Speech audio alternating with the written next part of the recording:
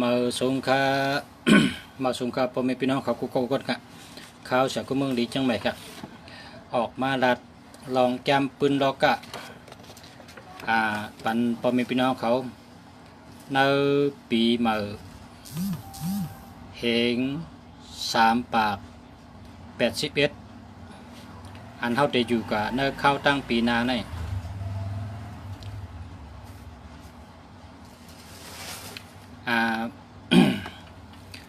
พอสู่เจ้าใครคู่ว่า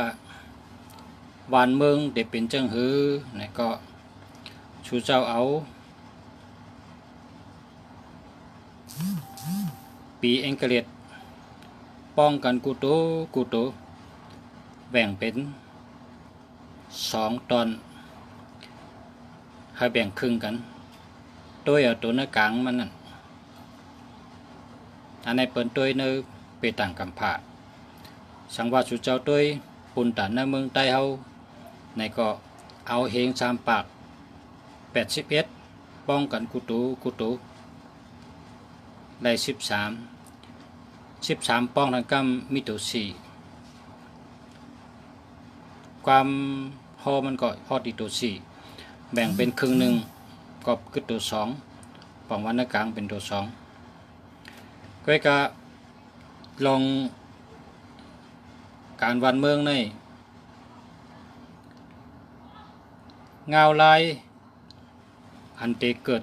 ปอมาเป็นมามีมาอันจังเป็นมาจอมเป็ดต่างกะลานั่น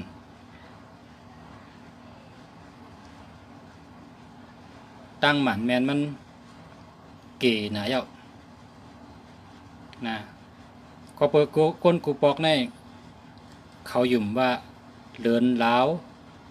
กลางหาวผ้าผ่านผีปงเฮแลเตเป็นมาผ้าแผดผ้าหลังอิงชัน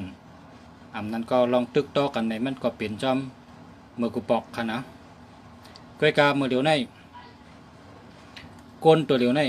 ลักแหลมหนาก้นตัวเดียวในลักแหลมหนาลักแหลมหรือผีสางอันกองกลางหาวเดินลาวลุมผ้าเขาจ้าน่ะก้นตัวเหลวเนี่ยขึ้นเนื้อเดินเนื้อล้าวกว่าไรวินไรเมื่อนังเฮอวินจะไหนก็เปิดว่าก้นเขาเนี่ยจ้าหรือผีเขาในแหละลองหมั่นแมนประมาณห่อว่าเปต่างเกี่ยววันจริงเมืองเนี่ย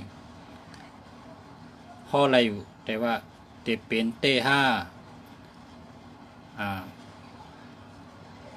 เป็นไรตั้งน้ำกะฮือมันมอกกะฮือนั่นเองมันมันน้ำมอกค่ะมันน้ำมอกแห้งแล้วมันน้ำในก็เพื่อว่าอย่าสีอู้ตู้ผ้าผลในมันมันค่ะก้นเขาในแทบต้นไม้น้ำหนักถาดอันนี้ก็มันมันอ่ะแล้วก็แทงเมี่ยงติ่มมาในซึกกำผาอันจังเป็นมาอะไรก็เพื่อว่าซึกในมันมีหลายเมี่ยวมาเหลียวเนี่ยพอเอาป้ายมักมีว่าเปิ้นว่าซึกเย็นอันนั้นเขาก็ตึกกันอยู่ก้อยก็เป็นซึกเย็นเป็นซึกมหาอำนาจป้ายมักมีคนในกำผาจันสูงเขาเมืองหนังเมืองหลงเมืองรัสเซียเมืองหนังเมืองหลงเมืองอินเดียเมืองหนังเมืองหลงเมืองเขเมืองหนังเมืองหลงเมืองอเมริกันเขาก็มีลองเข่งแข็งคัตตะลองปลายหมักมีอันตัดเป๊กันนั่นอันนี้ก็มันเป็นซึกกัดเย็นลองปลายหมักมีปุนตาเป็นมหาอำนาจปลายหมักมีในกำผาปองว่าเป็นซึกเหมือนกันก็จะเป็นซึกปลายหมักมีและซึกลองมันกึ้มปุนตาชื่อเผอคือมันวานเผอเมืองมันจัดมันจังนั้นมันอำจะว่าเปิ้นเตเป็นชื่อเก่าเดี๋ยวกองยื้อกัน5เนี่ยมันใจก็เปิดคนตัวเดียวในมีตังหู้คนในปอติเฮ็ดสังเนี่ยคนมาเหลียวในเขาเตนับได้ว่าเฮ็ดสังได้เฮ็ดจังไหนกอบสังได้เฮ็ดจังไหนอันเฮ็ดจังไหนในเป็นตั้งเดึก กำลุนชุดเจ้าห้าอ่ำมีตังเลือกแทงเจ้าห้าอ่ำจังเวเจ้าห้า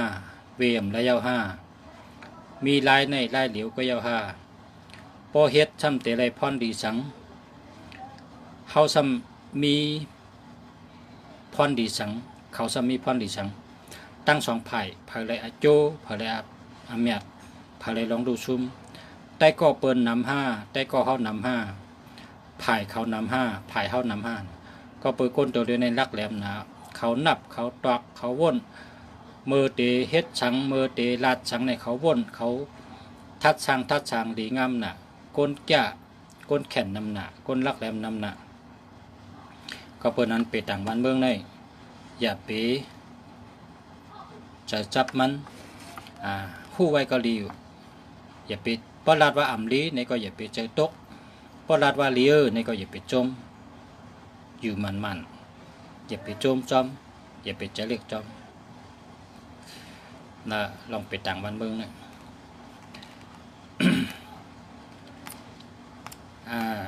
เปิ้นว่าต้นไม้หยองนี่นะต้นไม้หยองต้นไม้หุ้งนี่เพราะว่าต้นไม้หยองไม้หุ้งอันที่เปิ้นก็รู้กับไว้นั่นมีคนกำมีไม้กำมันนำนะเปิ้นห้องว่าไม้กำไม้หยองนะไม้กำไม้หุ้งนะเปิ้นเอาไม้งามนี่ก็กำกิ่งมันนี่นำเพิ่มก็ไข่กำไม้หยองเพิ่มก็ไข่กำไม่หุ้งก็แปลว่ามีตั้งหยุ่มยำว่าป้อไรกำไม่หย่องไม่หุ้งเนี่ยป้อแล้วแม่กับกำเนี่ยเปิ้นเตะกำเขาขึ้นเปิ้นเตะจอยเขาขึ้นมีกามลีมีกามมีมุนลีลาบลีป่นข้อป่นตั้งใหม่ป่นลองสุกเจอลองขันเจอ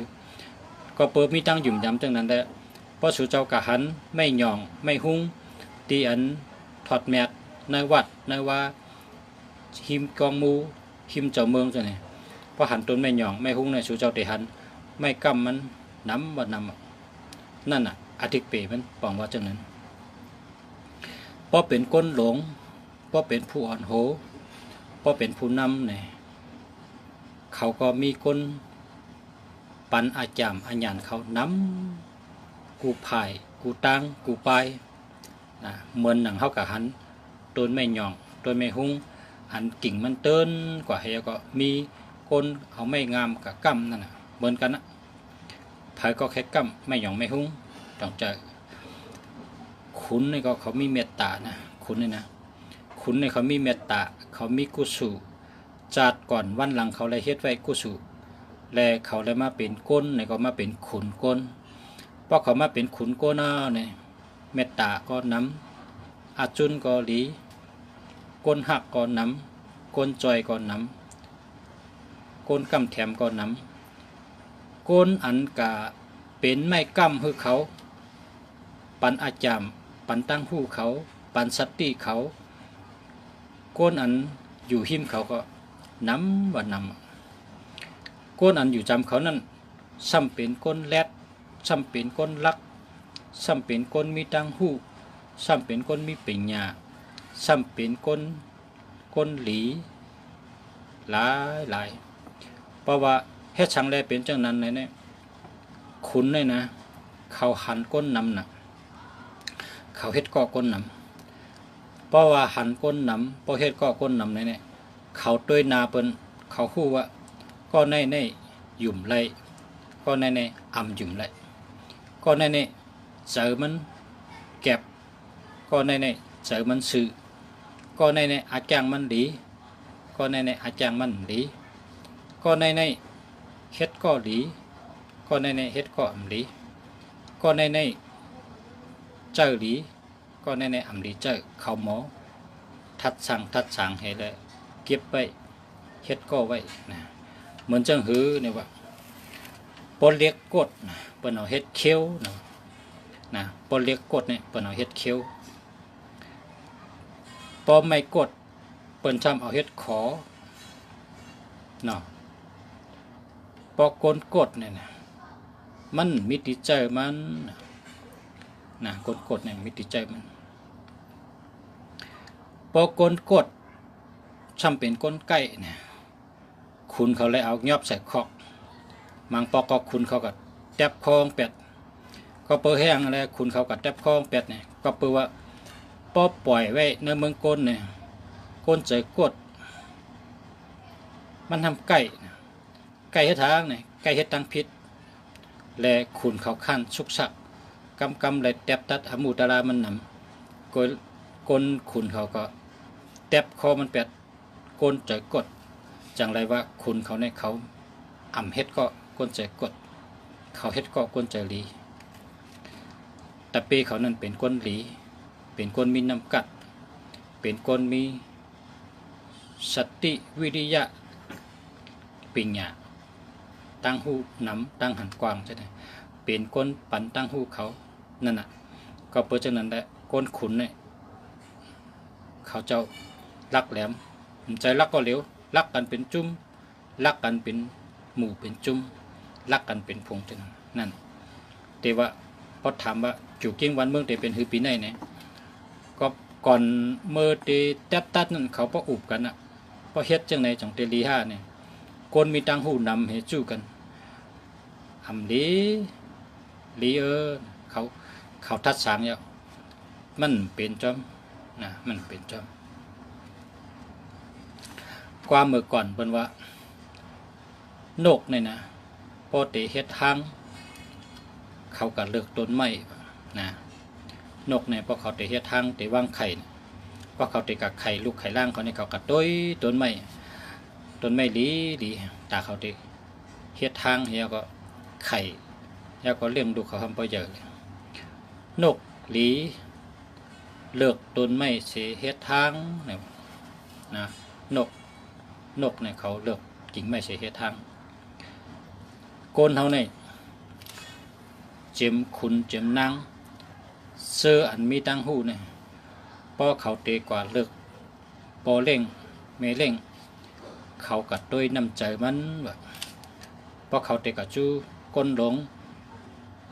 ผักเนื้อผักตัวเป็นตะเป้เป็นตุกเป็นดังเนี่ยก็เขาก็กัดด้วยน้ำใจมันคำจะกัดนั่งด้วยจำเขาอยู่ไกลเหตุด้วยอยู่ไกลเหตุด้วยยังให้หันเนี่ยอายหมอกกว่าจอมลมสื่อเสียงก้นก็กว่าจอมก้นเพราะใครรู้ว่าก็ในจ่องลีก็ในใจอึ้งเป็นหือน้ำใจอึ้งเป็นหืออาจังเป็นหือเพราะใครรู้เพิ่นก็ถามตีก้นนะเพิ่นถามตีก้นนั่นน่ะเป็นเช่นนั้นน่ะขุนในเขามีก้นจ่อยมีก้นปันอาจามอาญานปันตั้งหูเขานำต้นไม่หย่องต้นไม่หุ้งก็มีก้นกะกั้มน้ำในเป็นว่าจู่กิงวันเมืองเนี่ยพอถามว่าเนื้อปีเฮง3 ปาก81เนี่ยจะเป็นหื้อเนี่ยอย่าไปตกเจอแล้วก็อย่าไปรีเจอมัน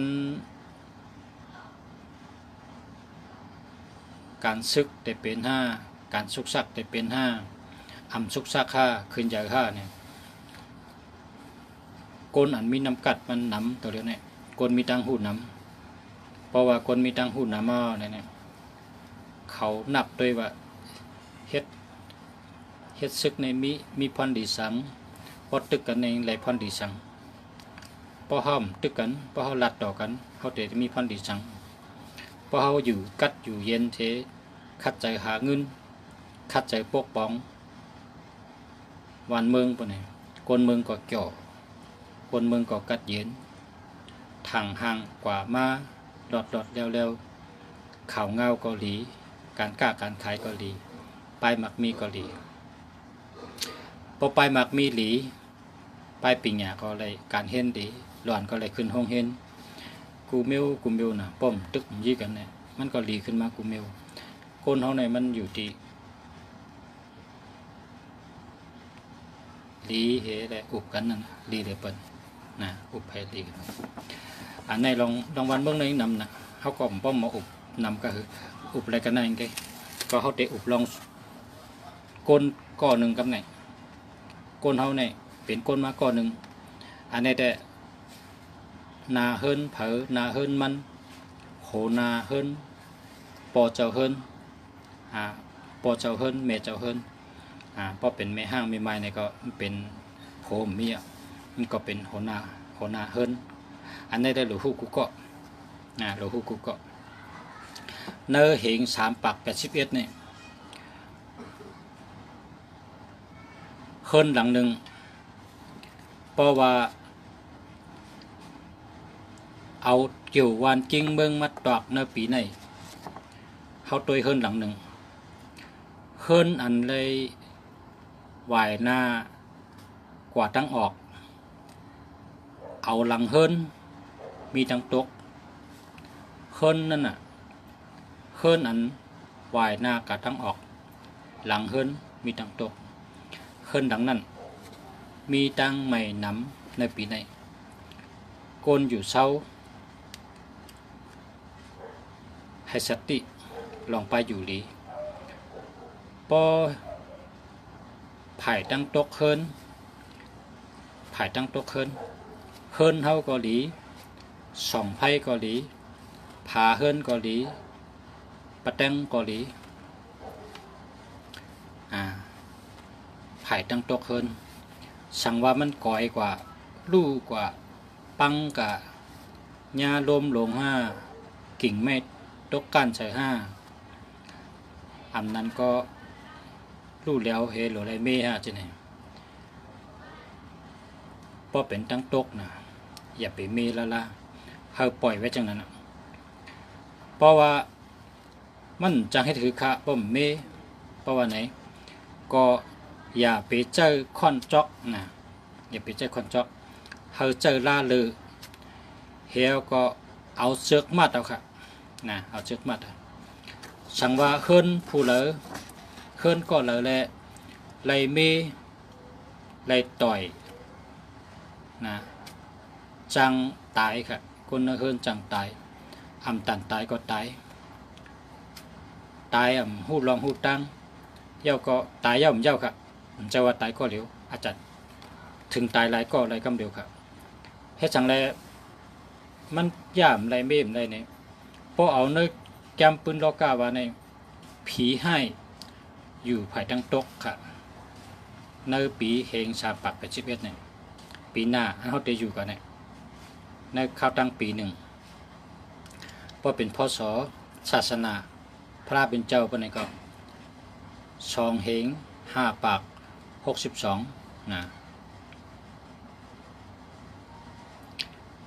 ในปีเขาจะอยู่กันเนี่ยพอเป็นปีเมืองใต้เขาก็ใจปีเฮง3 ปัก 81ในข้าวตั้งปีเนี่ยอย่าไปอย่าไปเมเฮิรนเขาผักตั้งตกละเพราะเผอมีเนี่ย ถึงตายค่ะอันนี้ให้หรือเปล่าให้ที่ 1อันให้ที่ 2คุยกับอันนี้แต่มันเป็นทัดไม้ไปทัดไม้เนี่ยมันดีโกมันเตปันเพหมอกกะยุ่มหลีกินหวานนาการดูซุ่มหยาบผืดเฮ่อเจอเป็นกันนั่นครับอันให้ที่ 2ก็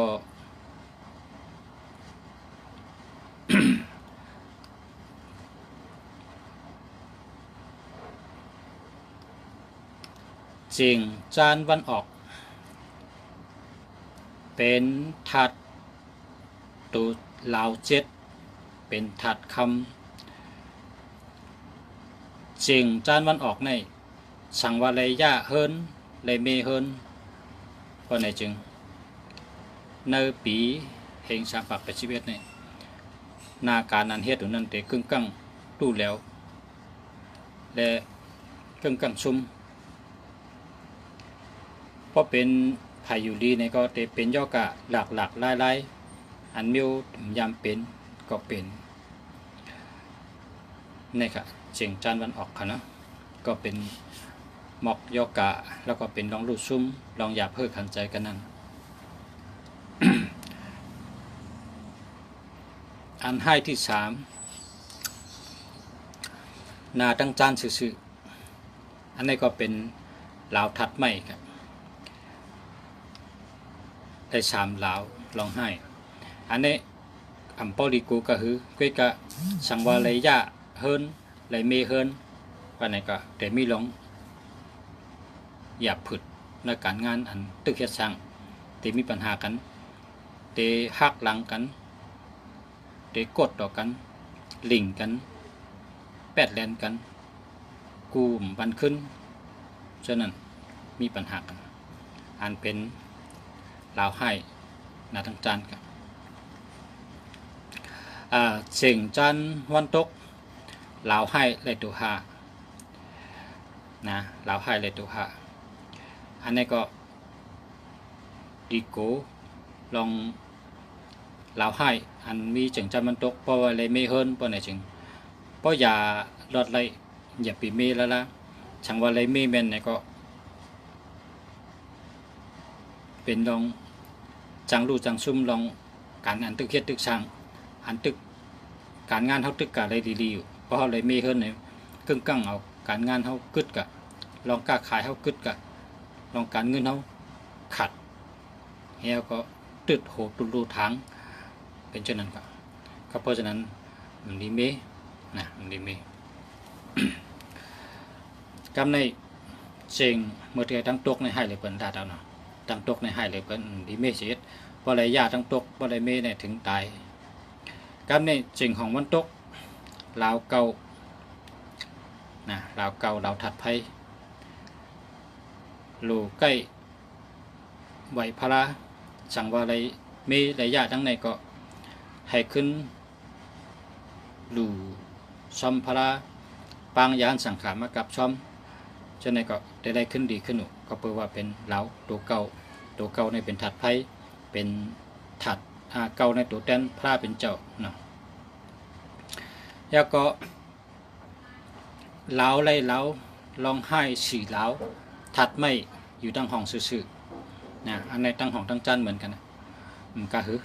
ช่างวาระยะไรเป้เนี่ยก็เด็ดเคิกลองกล้าขายลองการงานลองหาเงินกึดกับกำหนึ่งนะหนังหือแต่ขึ้นดีขึ้นก็ถัดไม่ในเราขึ้นหลูหมอกอันมีไอหอมหมอกอันมีไอหอมที่เป็นหมอกเตะๆนั่นแล้วก็เป็นหมอกไหม้นะหมอกไหม้เตะๆนะอย่าไปเอาตู้เด็กขึ้นดีขึ้นลองการหมอกมีเจ้าเก่าเนื้อจิงของวันออกลาวให้เลยช่องลูกเป็นถัดดินอันนี้ก็เป็นถัดดินช่างว่าอะไรเฮ็ดเฮิรนอะไรมีเฮิรนตั้งจิงในก็ปัวเป็นถัดดินนะโดยไรซื้อมอลินเสือนำเต็มก่อไว้จอมตีอันก้นแก่หรือแก่เช่า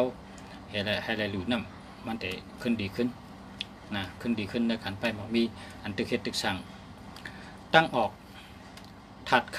ำไรเหลาที่6นะเหลาที่6อันนี้หลีเตะๆกันเดียวปอเผอเตะกะหาเงินเตะกะเหตุการณ์พอเขาสติไรมือเขาออกเคลื่อนนั่นเขาออกการตั้งออกตาเสนะการเงินการงานไปหมักมีเด็กขึ้นใหญ่มาสูงเตะเฮ็ดง่ายหาง่ายซื้อง่ายขายขาดก้าแมดขายมันนาทั้งออกดีที่1เนื้อปีเฮง3 ปัก 81เข้ามาด้วยอันดีเนื้อกลางเฮิรนเขาไล่ลาว8 ลูกเฮิรนเผอเฮิรนมันไล่ลาว8 ลูกลาวอันมีเนื้อกลางเฮิรนเขาในมี8 ลูกเนื้อกลางซื้อกลางเฮิรนเผอเฮิรนมันตั้งแต่พักดูเข้ามาถึงกลางเฮิรนอย่าเฮมีอันเฮนะเฮมันปางแล้วก็หมดเสือเนื้อกลางเฮิรนเขานั้นเป็นลาว8 ลูกเป็นธาตุดินพอเผอมี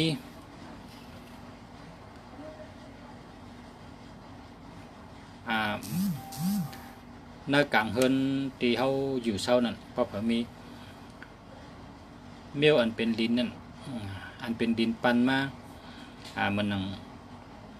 หางไก่หางแป้หางปังใต้จักกะจะไหนเอาเป็นดินนะที่เป็นดินเอามาตำไว้ในกลางเฮินชื่อกลางมันเฮินนั่นปีในทั้งปีนะในปีเร็วแค่เข้าตั้งปีหนึ่งเอาตำไว้ก็มีหลับมีจกมีหลับการเงินดีกล้าขายหลีอันนี้เป็นหน้ากลางเฮินเฮานะอันดีหน้าตั้งออกก็หลีหน้ากลางเฮินก็หลีเฮินเผอเฮินมันอันนี้ได้อยู่ที่นาเฮินนาเฮินเผอนาเฮินมันหัวนาเฮินพอเป็นปอเจ้าเฮินแม่เจ้าเฮินนี่ก็ปะใครเฮ็ดให้เฮินเขาอยู่เศร้านั้นหากินง่ายแล้วก็อยู่ดีกินหวานมีเงินเข้ามาทั้งปีนี่ก็อย่าไปย่าตั้งตกนะตั้งตกเฮินนี่อย่าไปต่อยอย่าไปย่าอย่าไปคุดถึงนาตั้งตกเลยที่ห้ามเลยเพิ่นนะในเฮินเท่านั้นนะในเฮินเท่านั้นมีหลองมดเสือมีหลองมดเสือแล้วก็มีสายเลี้ยงสายเลี้ยงเพียงพอในเฮินเขาเพราะฉะนั้นก็ไปหมักมีเผยมันก็ได้ดีทั้งปีดีทั้งปีไปหมักมีอันว่านั้นบอกว่ามีเงินมีเงินไหลหลีทั้งปีลาบหลีทั้งปีคนในเฮินก็เจอเชื่อเจอเหมือนกันทั้งปีอันนี้ตัวจุกิงในปีนี้นะก็คือทางคอหนึ่งสั่งว่าเฮินในเฮินคนในเวงเนี่ยมันจึงเขาขายอยู่ในเวงเนี่ยตั้งหลังเฮินอย่าไปมีหนองอย่าไปมีน้ำเป็นลูกเป็นหนองอย่าไปมีได้ละพอหลังเฮินเผอมีน้ำมีหนองลูกมีน้ำหนองไปเลยเงินได้ออกนำชุดในปีนี้หนองเนี่ยนะหนองมันเป็นขังน้ำไว้นั่นหลุดเลยมีตั้งนาเฮินก้อยนะตั้งหลังเฮินเนี่ยหลุดมีเพราะว่าน้ำก็มีค่ะห้ามเฮิงได้ดีเฮ็ดจังหื้อนะนาเฮินในเป็นห้องว่ากลางวันกลางวันเพราะกลางวันเขามีตีตักข้าวเปลือกมีกลางวันป่ะเนี่ยฟังว่าเฮินนั้นไรดีตาเสียเงินก้าเมียดไขมันเหตุการณ์มักมีขึ้นเยอะมาสูงพอป้อมมีกลางวันพอมันกิดเนี่ยก็เงินมันเข้านำครับเขายัดมันเลยนำนะพอเขามีแวงเฮินนะเวงเนี่ยแวงเฮินเนี่ยพอเขาเตะเฮ็ดเฮินเนี่ยอย่าไปเฮ็ดจับไผ่แล้วไผ่หนึ่งนะอย่าไปเฮ็ดจับเฮินในหลุดเลยเฮ็ดในกลางมันหอบเฮินเขาในแห่งมีสวนหอบไปเลยกูตั้งนะจังนั้นนะเป็นเฮินสัตเทไปหมักมีดีค่ะมาสุ่มค่ะพอมีพี่น้องเขากูก็กวนค่ะเมื่อไกลก็หันพี่น้องหลายก็ถามมาลองหมายจากหลัดนะกำคาเดเต็มตอบเป็นดิกไตเต็มตอบอันชุเจ้าใครถามมาลองหมายจากหลัดตัวเลยลีตัวเริ่มลีตัวเลยมีเงินตัวเริ่มมีเงินฉะนั้นก็ถามอะไรอยู่นะถามมากำพระสุเจ้าเต็มถามมาคาเดตัวกูก็คาเดตอบอันกูก็คาเดเต็มเป็นดิกไตขึ้นตอบสุเจ้าพระสุเจ้าแต้มมาจุคาก็แต้มดิกไตเพราะว่าเครื่องหมายพงเขาเนี่ยมันอ่านได้ดิกไตเมียวเดียวกันดิกอังกฤษจะดิกมันก็อ่านได้ดิกไตก็อ่านไตจอกีเนี่ยอ่านได้ครับข้าก็มีพรมันพอชุดแต้มไตจอกีมาในไล่จะคึกข้าก็อ่านได้แต้มดิกไตมาดิกไตดิกไทยก็แต่มาอะไรครับเนาะข้าวมาสุงค่ะข้าวจากคุ้มเมืองดีจังใหม่ค่ะเมื่อได้ออกมาลัดต่อพ่อแม่พี่น้องเขา จะถึงกูก็ค่ะฮักกูก็ค่ะย้อนลีกันได้กันพบกันทั้งวันใหม่กันเนาะมาชมค่ะ